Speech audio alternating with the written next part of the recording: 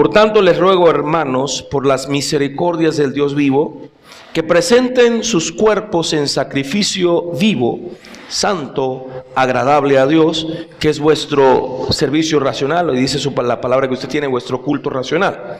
Y no se amolden al mundo actual. Le estoy dando la versión actualizada. Sino sean transformados mediante la renovación de su mente. Así puedan comprobar cuál es la voluntad de Dios, buena, agradable y perfecta. Amén. El título que le coloqué es muy sencillo: ¿cómo comprobar la voluntad de Dios? ¿Cómo comprobar la voluntad de Dios? Y basándome principalmente en esos textos, en primer lugar, ¿cómo comprueba un cristiano la voluntad de Dios?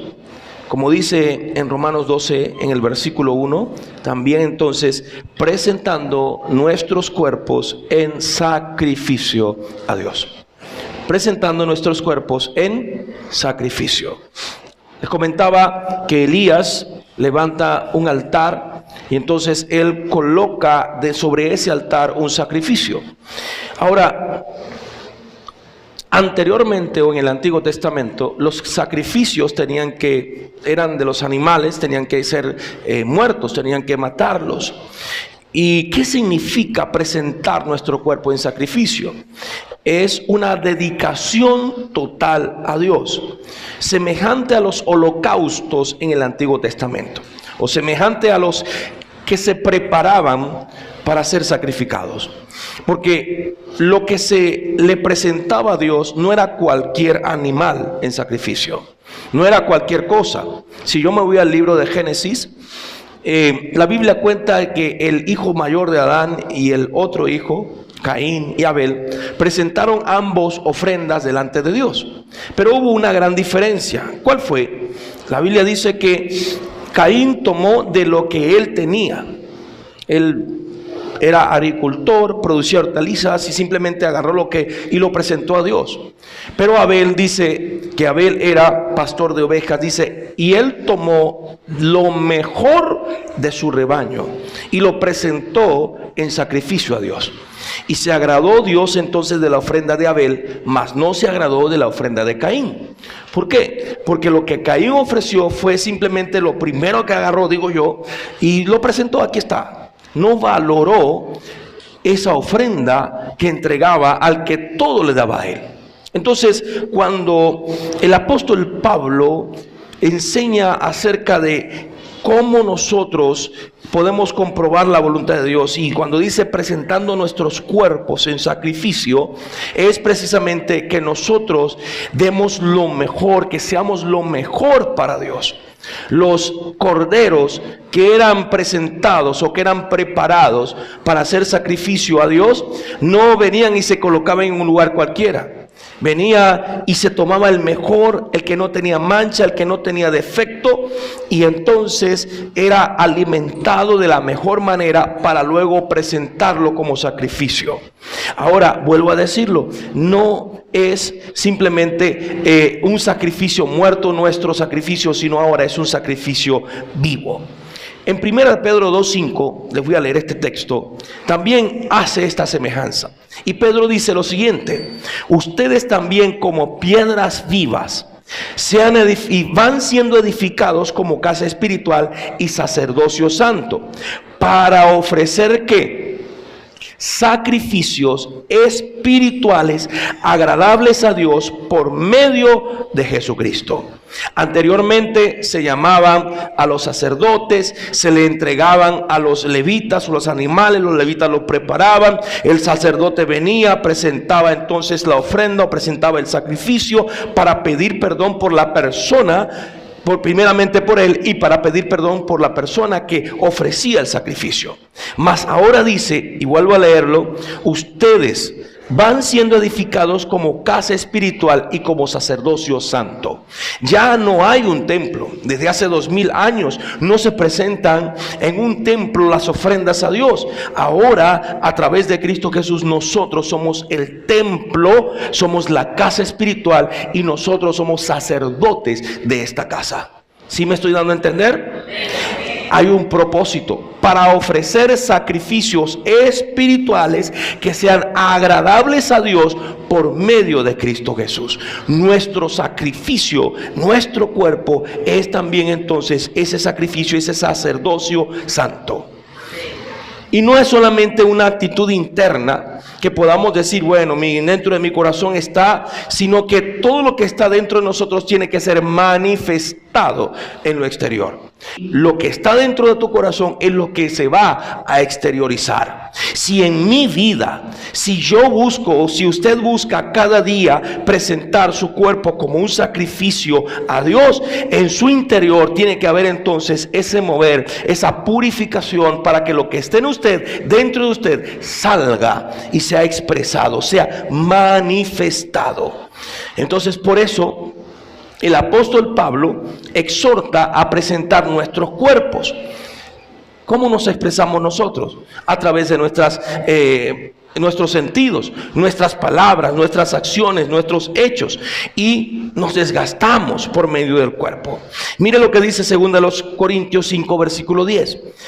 Porque es menester que todos nosotros comparezcamos ante el tribunal de Cristo, para que cada uno reciba según lo que haya hecho mientras estaba en el cuerpo, sea bueno o sea malo. Decía yo también de que nosotros, cuando usted recibe a Cristo Jesús como Señor y Salvador, usted tiene la salvación y la vida eterna. Eso no lo tiene. Más lo que usted haya hecho después de haberse convertido, después de haber recibido a Cristo, usted va a dar cuentas a Dios. Dios nos perdonó nuestros pecados pasados. La Biblia dice que lo echó en lo profundo del mar y que Él ya no los va a volver a buscar. Pero desde el momento en que usted creyó hasta el tiempo que el Señor le llame a su presencia o que venga por su iglesia, nosotros vamos a dar cuenta a Dios. Y vamos a ser juzgados también por ello. Pero no juzgados para ver si no somos salvos o no. Ya usted tiene la salvación en Cristo Jesús. ¿Dice amén a eso? Sino por los premios, por los galardones que usted pueda percibir o dejar de recibir. ¿Cuántas coronas tiene usted ya? La Biblia habla de 5 coronas. Usted dirá, por lo menos la primera la tengo, que es la de la salvación. ¿Cuánto tiene la corona de la salvación aquí? ¿Y cuánto están llenando esas coronas con esos diamanticos? ¿Y cómo la lleno, pastor? Cuando usted comienza a predicar también, cuando usted comienza a andar conforme a la voluntad de Dios, cuando usted comienza a honrar al Señor, a llevar su palabra, a servir a Dios, ahí usted comienza también a llevar esa corona con esos diamantes. Entonces, la Biblia en el texto principal, Romanos 12, versículo 1 y versículo 2, nos dice cómo debe ser nuestro sacrificio. Nuestro sacrificio debe ser vivo. ¿Cómo debe ser primero? Vivo. ¿Cómo debe ser primero el sacrificio? Nuestro sacrificio no se ofrece por medio de la muerte, sino por medio de la vida. Ya Jesús murió.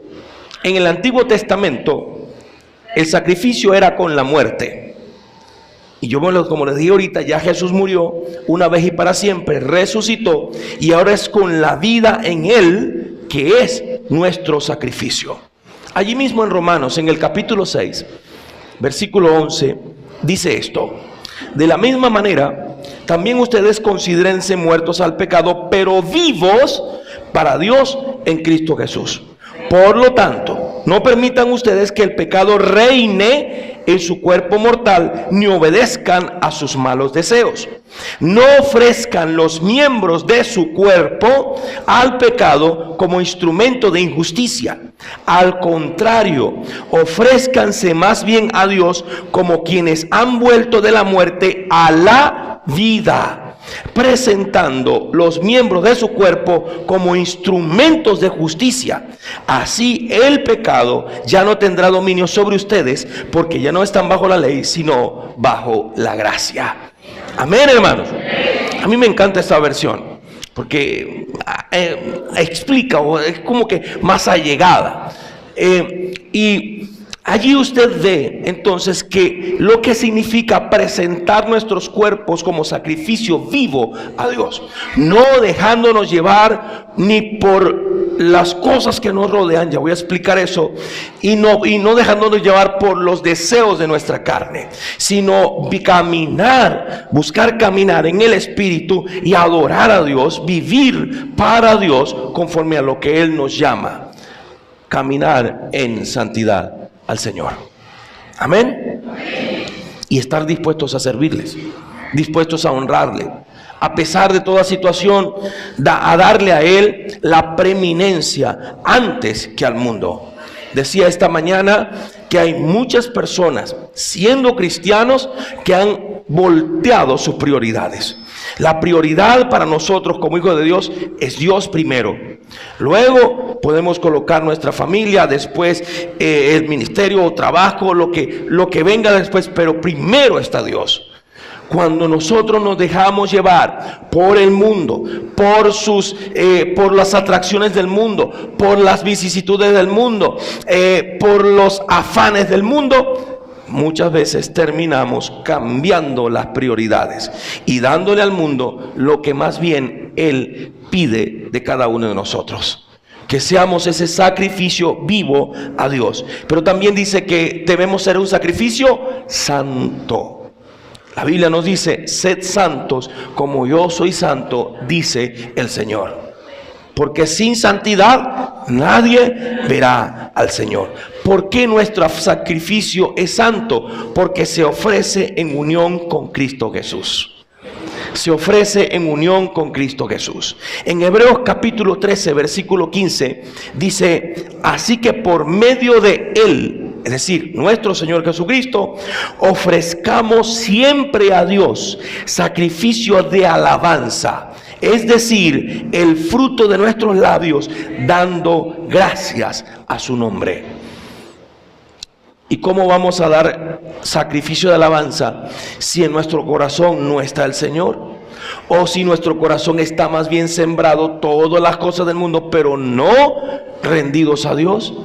Para poder ofrecer sacrificio de alabanza a Dios, nosotros tenemos que estar en nuestro interior rendidos delante del Señor, humillados delante del Señor, haberle entregado a Él todo. Y solo así entonces nuestra adoración, nuestro sacrificio, nosotros nos ofrecemos como un sacrificio agradable y aceptable a Dios. Ese es nuestro culto racional.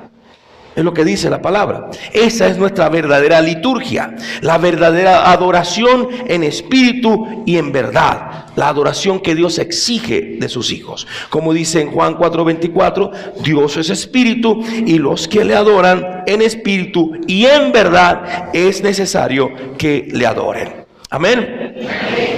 La segunda cosa que veo en Romanos capítulo 12, versículo 1 y 2, en cómo comprobar la voluntad de Dios, es no amoldándonos a este mundo. No amoldándonos a este mundo. Vuelvo a leerle, dice: por tanto les ruego, hermanos, por la misericordia de Dios, que presenten vuestros cuerpos en sacrificio vivo, santo, agradable a Dios, que es vuestro culto racional, y no se amolden al mundo actual. No se amolden al mundo actual. ¿Qué tiene que haber en nosotros entonces para no amoldarnos, no acostumbrarnos al mundo actual? Tiene que haber un proceso de cambio, de transformación continua en nuestras vidas. De repente, por ejemplo, usted viene y compra algo para su casa, algo que nunca había estado, un cuadro. Le encantó un cuadro hermoso y usted lo colgó en la parte especial de la sala, donde toda persona que entra allí es lo primero que ve. Y la gente dice: wow, qué cuadro tan hermoso, qué cuadro tan precioso. Y usted en los primeros tiempos dirá, cuando abre la puerta, ve su cuadro: ah, qué cuadro tan bonito, qué cuadro tan hermoso. Pero la costumbre le va a hacer a usted que ese cuadro se difumine y se envuelva en su entorno, de tal manera que se va a hacer para usted una costumbre y ya no va a ver ese mismo cuadro como cuando usted lo compró, sino lo va a ver como que: ah, sí está el cuadro, así muy bonito el cuadro, sí, así lo compré hace tanto tiempo. Ya no será lo mismo. Así pasa cuando nosotros como cristianos no nos renovamos. Así pasa cuando nosotros como cristianos que vivimos en un mundo que va más cada día a la perdición, entonces vemos lo que Dios nombra pecado como algo normal. Lot, la Biblia dice de Lot que fue un hombre justo y que él clamaba constantemente por la misericordia de Dios. Y él estaba en una ciudad que estaba llena de pecado. Tan llena de pecado que incluso cuando vinieron los ángeles, que vinieron con la orden de destruir a Sodoma y a Gomorra, los hombres querían acostarse con los ángeles. Había una cantidad de pecado, homosexualidad terrible en ese lugar. Entonces vino y Dios saca a Lot de ese lugar, porque por lo menos él era o fue tomado como un hombre justo. Él no se amoldó a lo que esa ciudad estaba teniendo, a lo que esa ciudad estaba viviendo. Y es por eso que el Señor, a través de su palabra, nos dice: no se amolden a este mundo.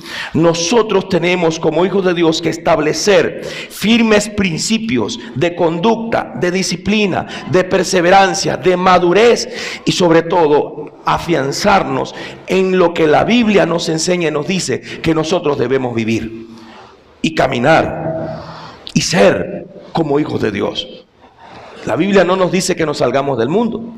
Por ejemplo, el Señor Jesucristo, cuando oraba por los discípulos, en el Evangelio de Juan decía: no te ruego, Padre, que los quites del mundo, sino que los guardes del mal. No es que usted se va a encerrar en una burbuja y entonces usted, cada persona que vea que no tiene a Cristo, no me puedo acercar a ti. ¿Por qué? Porque tú me vas a contaminar. El Señor le dijo a Jeremías estas palabras: que ellos, no te conviertas tú a ellos, sino que ellos se conviertan a ti. Nosotros, usted, mi hermano, mi hermana, es luz en medio de tinieblas. ¿Y sabe usted algo? Usted puede tener una linterna pequeña, y esa linterna, a medida que hay más luz, se difumina con la luz. Pero a medida que la oscuridad va haciéndose más fuerte, esa luz va haciéndose más brillante. A medida que la oscuridad del pecado, que la oscuridad de la muerte se acerca y está alrededor del mundo, la luz que somos nosotros debemos brillar mucho más.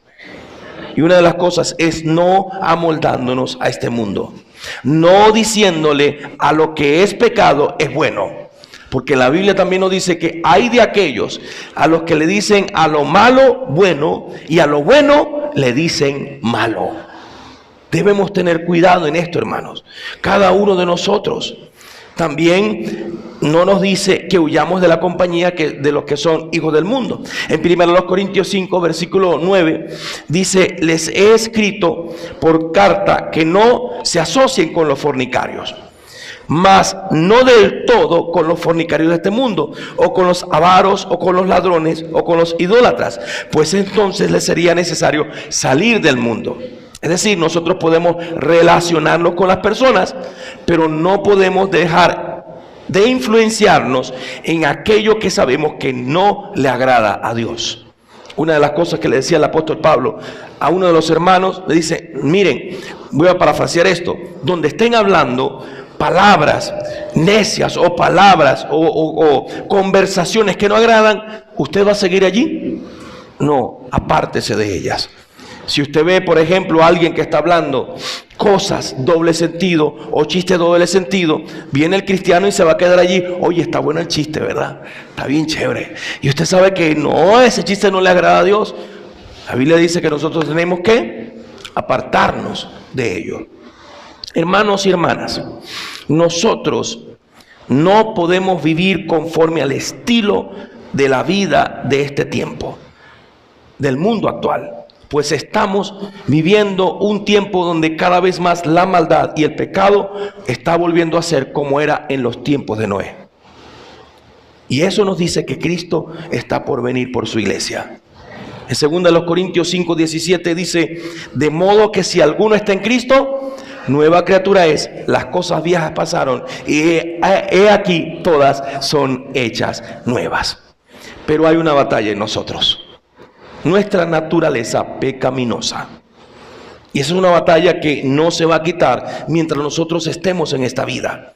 La naturaleza pecaminosa nos va a llevar a moldarnos al mundo. Y por consecuencia, es una obligación de cada hijo, de cada hija de Dios, dar muerte a los malos hábitos de la carne. ¿Sí está conmigo? Vaya a Romanos 8, versículo 2 en adelante.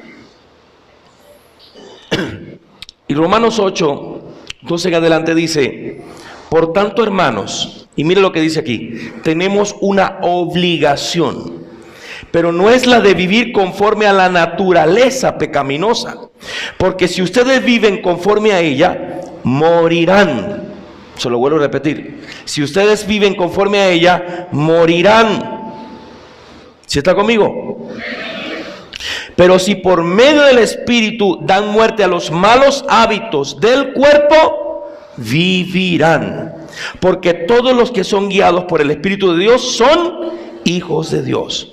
Y ustedes no recibieron un espíritu que de nuevo los esclavice al miedo, sino el Espíritu que los adopta como hijos y les permite clamar Abba, que significa Padre.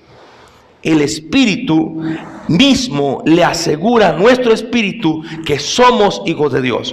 Y si somos hijos de Dios y coherederos con Cristo, pues si ahora sufrimos con Él, también tendremos parte con Él en su gloria. ¿Lo cree o no? Mire, hermano, le voy a decir claro en esto, y quizás a alguien no le guste, pero hay dos categorías de personas: los amigos de Dios y los enemigos de Dios. Sencillo y claro. Los amigos de Dios y los enemigos de Dios. Y si uno que dice que es cristiano, pero quiere amoldarse al mundo actual, se está alejando de Dios y pasa a ser de amigo de Dios a ser enemigo de Dios. Ay, todo el mundo se queda en silencio. Es duro decirlo, pero es la realidad. Si yo vengo y busco agradar al mundo y el mundo se convierte en mi prioridad sobre lo que Dios me ha dado para honrarlo, entonces estoy en enemistad contra Dios. Estoy convirtiéndome en enemigo de Dios. Santiago capítulo 4, versículo 4 dice así: oh adúlteros y adúlteras, ¿no saben que la amistad del mundo es enemistad contra Dios? Cualquiera pues que quisiere ser amigo del mundo, se constituye enemigo de Dios. ¿Cómo está usted en este momento? ¿Siendo amigo de Dios o siendo enemigo de Dios? Sin embargo, si somos hijos, el Señor no simplemente nos va a desechar y ya. El Señor nos va a someter a disciplina para humillarnos, pero para que volvamos a Él, para que enderecemos nuestros caminos y volvamos al Señor. Amén. Hermanos y hermanas, tenemos nosotros que entender que no podemos nosotros amoldarnos a este mundo y decirle a lo malo bueno o a lo bueno decirle malo. Amén. En tercer lugar, ¿cómo nosotros podemos comprobar la voluntad de Dios o la bondad de Dios? La voluntad de Dios, transformándonos por medio de la renovación de nuestra mente. Transformándonos por medio de la renovación de nuestra mente.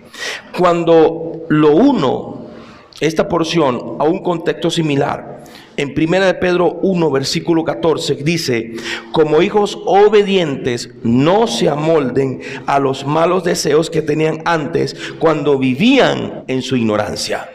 Y eso es lo que quiere decir. No se arropen, no se abracen a lo que ustedes antes tenían, a lo que ustedes antes eran. Si usted antes era una persona conflictiva, si usted antes era una persona rencillosa, usted en Cristo es una nueva criatura. Las cosas viejas pasaron y todas son hechas nuevas. ¿Sigue usted siendo rencilloso?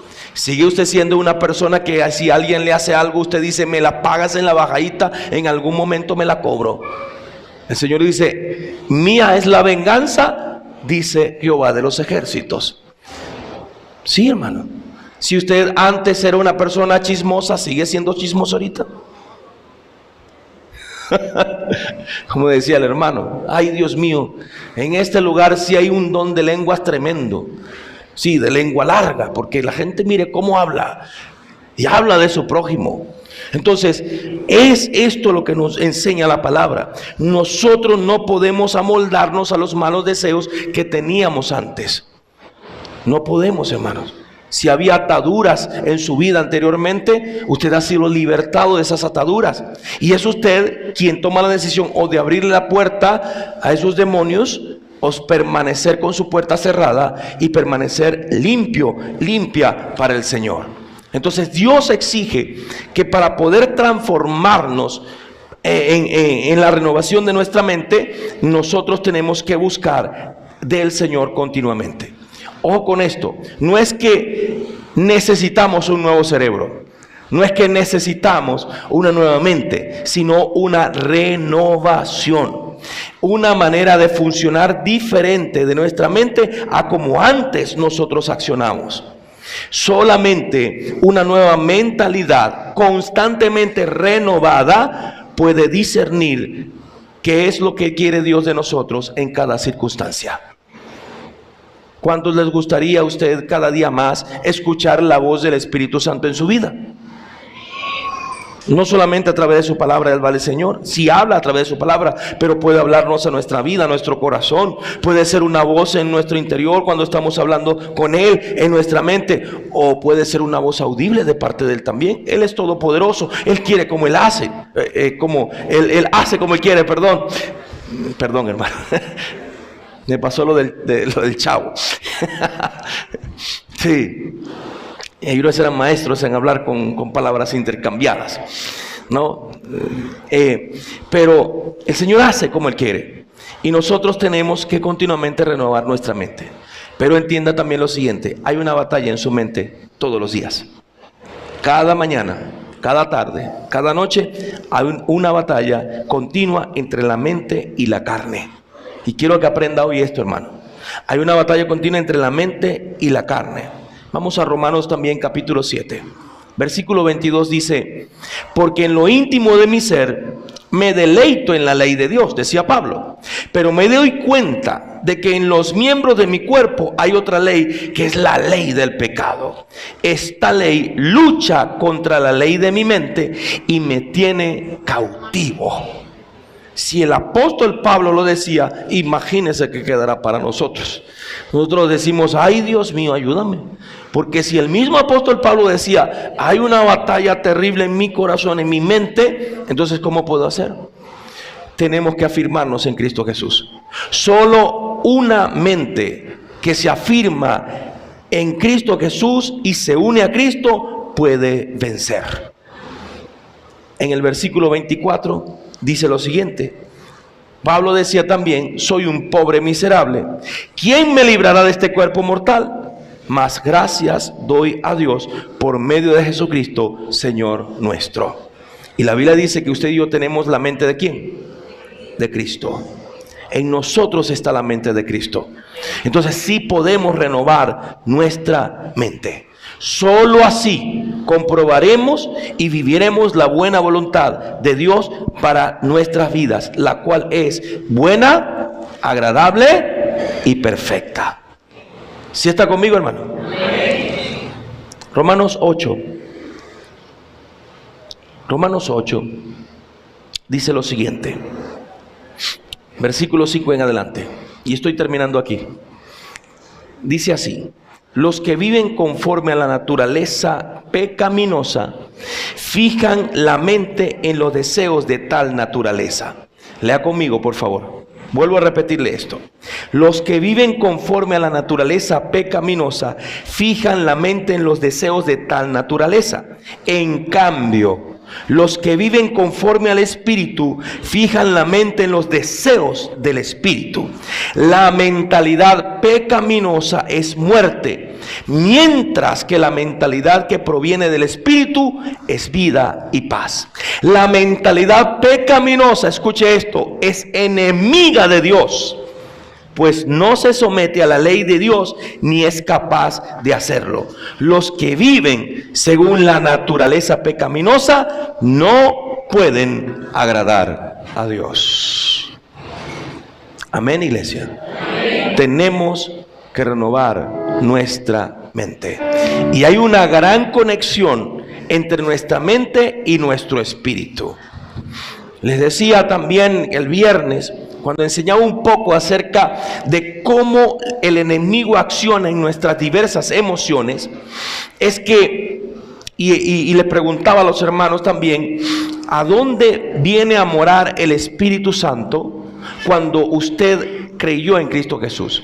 ¿En su cuerpo? No, en su cuerpo no, porque su cuerpo, su carne está llena de pecado.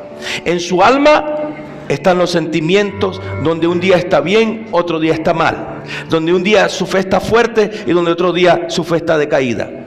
Pero en el Espíritu Santo viene a habitar en el espíritu de cada persona que cree en Jesús como Señor y Salvador. Y es allí entonces donde se establece el nexo directo del espíritu suyo con su propia mente. Transfórmense en el espíritu de vuestra mente. Todo cristiano estamos obligados a renovar nuestro pensamiento cada día en Cristo Jesús. Pastor, ¿y cómo lo hago? Pídale primero al Señor. Número 2, establezca una relación continua de oración y de comunicación con Dios. Número 3, aliméntese constantemente de la palabra. Que su casa no esté vacía, que su casa esté llena. El Señor Jesús le decía a los discípulos, mira, viene el Señor, limpia una casa, cuando hablaba de un endemoniado, y entonces el demonio que estaba allí va y se pierde a lugares desiertos, ¿ok? Pero cuando pasa un tiempo vuelve y ve que la casa está limpia, pero está vacía. Y al verla vacía, entonces llama a otros 7 peores que él, y el estado de esa casa viene a ser peor que el de antes. Y eso es importante para nosotros. ¿Por qué? Porque si nosotros permitimos que nuestra mente esté ociosa, sin llenarnos de la palabra de Dios, sin alimentarnos de la palabra, nuestra mente es un lugar donde los dardos de fuego del enemigo, hermano, van a arrasar. Va a ser como el granero lleno de paja, donde usted le lanza ese dardito encendido con fuego, y grande será la ruina, porque se quemará por completo. Mientras que usted y yo llenemos nuestra mente de la palabra de Dios y establezcamos esa comunión constante con Dios, con su Espíritu Santo, nuestra mente va a ser renovada cada día. Pídale al Señor. Número 3, pídale al Señor. Señor, quiero que mi mente sea renovada constantemente por ti, por tu Espíritu Santo. Y Él va a obrar. Al que cree, todo le es posible. Al que cree, todo le es posible. Hermano y hermana, estamos en un proceso de perfeccionamiento hasta que el Señor venga o hasta que nos llame a su presencia. ¿Cuántos quieren comprobar la voluntad de Dios? Y la voluntad de Dios es buena, es agradable y es perfecta para los que le buscan. Entonces, presentemos nuestros cuerpos en sacrificio vivo, santo, puro, agradable a Dios. No nos amoldemos a este mundo, y más bien transformémonos mediante la renovación de nuestra mente. Amén. Le voy a pedir que incline su rostro y vamos a orar un momento. Y vamos a decirle: oh Señor, te damos gracias. Gracias, Padre, por tu palabra. Sencilla, Señor, pero sé que la necesitamos. Necesitamos, Dios, ser transformados por ti día con día. Tú quieres, Señor, expresar tu voluntad en nuestras vidas. Tú quieres expresar tu voluntad buena, agradable y perfecta. Pero también nosotros tenemos que poner de nuestra parte. Ayúdanos, Señor, a presentar nuestros cuerpos en sacrificio vivo, santo y agradable a ti. Ayúdanos, Señor, a no amoldarnos a este mundo, sino a hacer luz en este mundo que nos rodea, a las personas que nos rodean. Ayúdanos, Señor, también a renovar nuestra mente, a transformar nuestra mente y todo nuestro ser, en el nombre de Jesús. Purifícanos, Señor, y límpianos. Límpianos, Señor. Límpianos, Señor. Te lo rogamos en el nombre de Jesús, Señor nuestro. Gracias, Señor. Amén y amén. Como tú.